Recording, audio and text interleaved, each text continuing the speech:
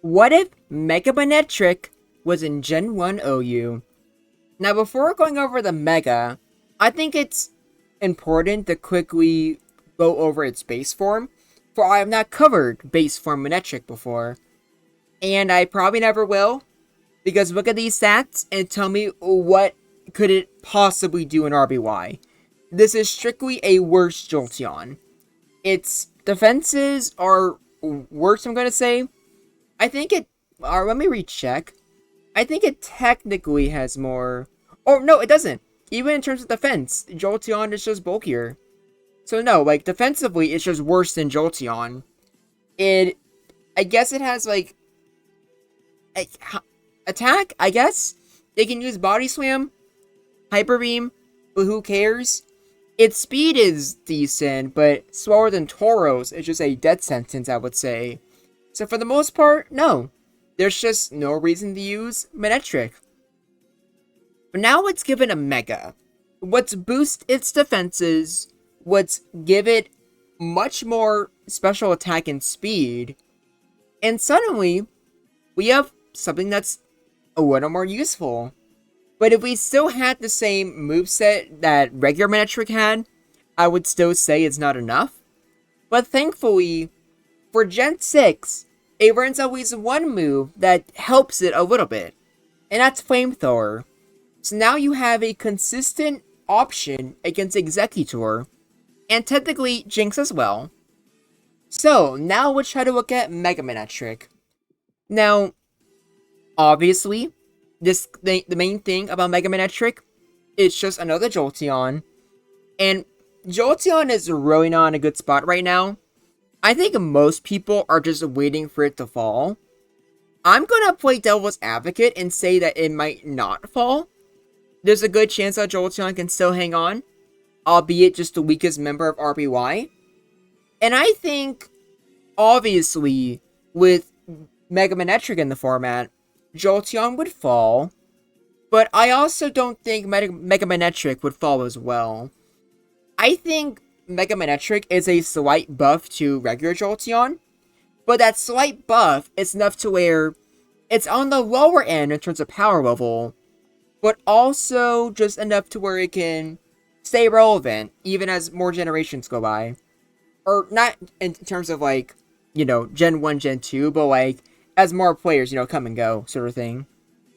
Now, one thing I will say, and I think the biggest issue outside of the same issues that Jolteon normally struggles with, but one big advantage that Jolteon has over you, well, it's actually two. The first is that it's technically bulkier than you on the special side. If we move this to, like, RBY, we can look at Jolteon for a bit. But even in Gen 3, it would have 95 special defense, so pretty good, all things considered. But yeah, that's a special of 110. So you take special attacks a lot better if you're Jolteon. Although I'm pretty sure it doesn't actually matter too much. At least from what I saw in these replays, you can survive critical Alakazam Psychics and plenty of strong moves like Blizzard from Jinx or 3-hit KO. So I don't know by heart if Jolteon tanks it better, but at least from what I've seen, I'm pretty sure the damage ranges are around the same. So once you get that out of the way, the other admittedly important thing that Jolteon has is Double Kick. Double Kick is super effective coverage against Chansey, but Chansey is also the only thing you're using it against. Jolteon has 95 attack, which isn't really that good, but 75 is much more usable. In Body Slam, it's like barely, like, not a 4-hit KO on Chansey. It does anywhere from like 21 to 23%. Although with crits, it does much better damage. And obviously, Body Slam can be used on Jinx, Jolteon, and Alakazam. So it's not like Jolteon, where Double Kick can only be used on Chansey and only Chansey. MANETRIC is more versatile in the things that it can actually fight. And along with that, Hidden Missile is a very inconsistent option against Executor, but Flamethrower is just more consistent all around. And along with that, Jolteon is probably going to be a lead Pokemon, and Flamethrower is a good option against Jinx. Jinx is terrified of a critical Flamethrower. Starmie is terrified of a critical Thunderbolt. Executor doesn't want to deal with Thunder Wave and Flamethrower. That's probably where it shines. Although, with how strong it hits, it can also just be a big threat in general. Now, Jolteon, I believe it's 130 and... Oh no, it's 110. I just saw the special stat. So it's not the biggest deal, but I do think it's important to note that MANETRIC is just hitting harder. It's hitting about as hard as Zam is with Psychic. I think technically a little more since, you know, it's 90 base power with Psychic versus 95 with Thunderbolt. And you're faster than Jolteon. So that's another thing that doesn't matter too much, because you're so slower than what's it called? Electrode. However, the one massive thing is that you're faster than Mewtwo. You don't speed tie. And being faster than Mewtwo means that Thunder Wave is just, you know, is easier to get off. Which I think is worth considering. But the more important thing is really just Flamethrower and hitting a little bit better on the physical side. Jolteon and Jinx, it's not necessarily a matchup you see often. And I don't think one has a particular advantage over the other. But still, I think being able to threaten Jinx with Flamethrower, it just makes MANETRIC a much better lead than Jolteon. Jolteon as a lead is using Thunderbolt, Thunder Wave, Pin Missile, and Double Kick. And obviously, Pin Missile might not even work all the time against Executor. But you just do a better job facing most of these. And even with Double Kick, Jolteon needs to get a crit to do big damage anyways. So while a critical Body Slam isn't going to do as much to, you know, Chansey as a Double Kick, the bright side is that I don't think it's like a big percentage since it's just 130 versus 135. But you do have a bit of a better time, you know, getting crits with Body Slam. So I don't know. I can see some people saying this is going to be UU since, you know, Jolteon's probably following the UU. But I think taking the things that Jolteon already does and making them a little bit better, I think that's just enough to where MANETRIC can stay. MANETRIC having Body Slam to, you know, do better against things like Alakazam. Like, I think just having a little bit more to push back with and always having a good option against Executor. Because Flamethrower in a pinch can also be used on, like, let's say, I don't know, something weird. Like, let's say you're, like, about to die. You try going for, like, a burn with Flamethrower. Although Body Slam's probably better. But at the same time, it's special. You're doing more damage anyways. Out of the way, the point is that, you know, there's just more going on here, in my opinion. But let's just actually go on to the replays first and see just how good it actually does. Starting off with the boy himself, we got Tauros. Obviously, Tauros just has to fear a Thunder Wave. But a crit can also do like 91%. So I'm calling this a quick clear either way. And I think you do a better job here than Jolteon. Because I think... You get killed by a crit, but still. Tauros has a lot to lose in that exchange. Less so for Snorlax, because it's just inherently bulkier.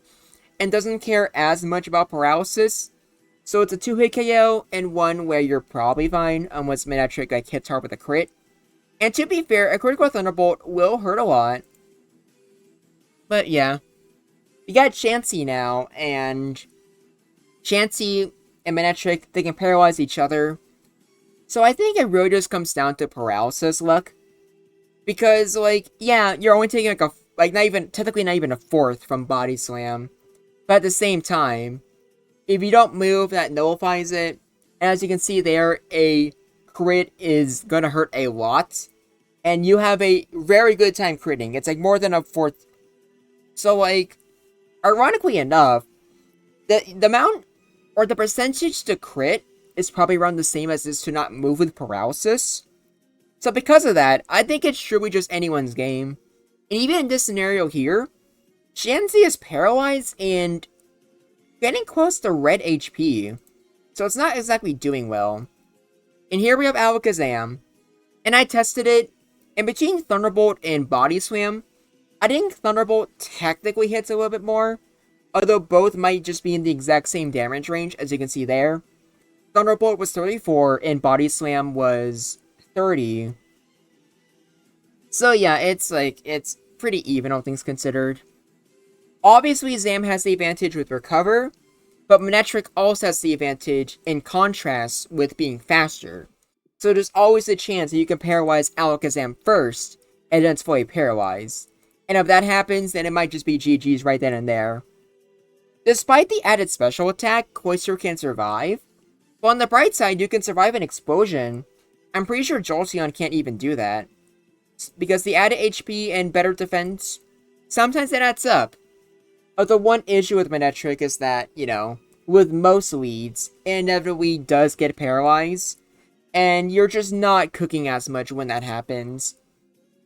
Also, one Flamethrower, I think, does like a third to Executor. So it does a lot. And Executor doesn't really have much to stay in for. Same with Gengar. Once you get Gengar paralyzed, it's basically useless. And you need a crit just to 2 KO. So, yeah, what does Gengar really do here? I'm pretty sure even if it's just a non-crit and you just get a special drop, I'm pretty sure MANETRIC can also survive that.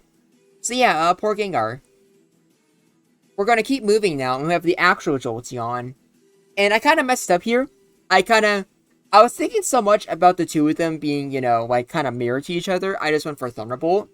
We're near the end, I'm gonna finally remember that Body Slam and Flamethrower exist. And obviously, with those, like, MANETRIC kinda wins this, like, every single time. Jolteon is not gonna do much at all. And this is, right here, just kinda shows just how MANETRIC has more resilience. If it's not Executor with Pin Missile, or Double Kick exactly with Chansey, Jolteon essentially only has one attacking move. But MANETRIC having more things it can actually use against other Pokemon, make it more versatile. Yeah, it's not much, but I think it helps. Same here. A Flamethrower to 8 KOs, and you survive a Blizzard. So, I think it's just one of those little things that goes a long way. But that's just my opinion. We're almost done, and now we have Rhydon, which obviously you just do terrible against. And I didn't make a replay for it, but one that actually is a big deal is Victreebel. The Victreebel is normally just a could go either way between... Actually, no, Victreebel just, like, kind of hard counters Jolteon. Now I regret not making a replay for it, because Pin Missile isn't very consistent, but Flamethrower is. Flamethrower and Victreebel absolutely hates that. So, there's actually not one but two, like, matchups. But, you know, Jinx and Victreebel, where it's just fundamentally different. And you can even argue the same thing for Executor. Since Executor, you need to use a bad move in the past, but Flamethrower is just actually usable. And the chance actually burns pretty low, so it's not like Fire Blast, where sometimes, you know, the burn could be a hindrance. Last but not least, we got Zapdos.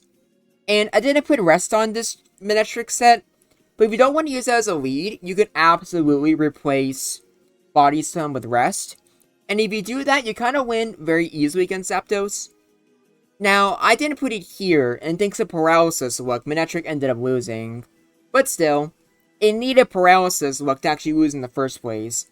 It was probably going to win against Zapdos either way, since it's a pure electric type, while Zapdos only takes neutrally, you know, to Thunderbolt.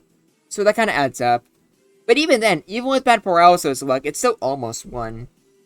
But either way, here is the tier list. You can maybe say Victreebel is... Or actually, no, I think good matchup still works here. Even if it gets a Razor Leaf off, it's not gonna... It's just gonna be like, what, like a third or a fourth, so... Yeah, you're getting 2 KO'd very easily. So... This also should be in good matchup, not in could go either way. But yeah, Jinx and Victreebel are two matchups that Jolteon... Like, it doesn't really have, like, great ways to beat them consistently. At the very least, I know to where they switch out. But, like, Executor, like, yeah. This is a pretty good buff. And one that I think is enough to keep an OU. I know I repeated that, but I just really want to hear what you guys think. Do you think Jolteon's gonna fall? Not just in Generation Jumble, but like just in general? And do you think Mega MANETRIC would be enough to stay in OU? Let me know in the comments below. I'm going to try to cover most of the Megas since there's not a lot of time before Legends ZA comes out. But feel free to recommend, just other Pokemon as well. I'll do anything as long as I find it interesting. But until next time, this is Groundback, and I look forward to hearing from you.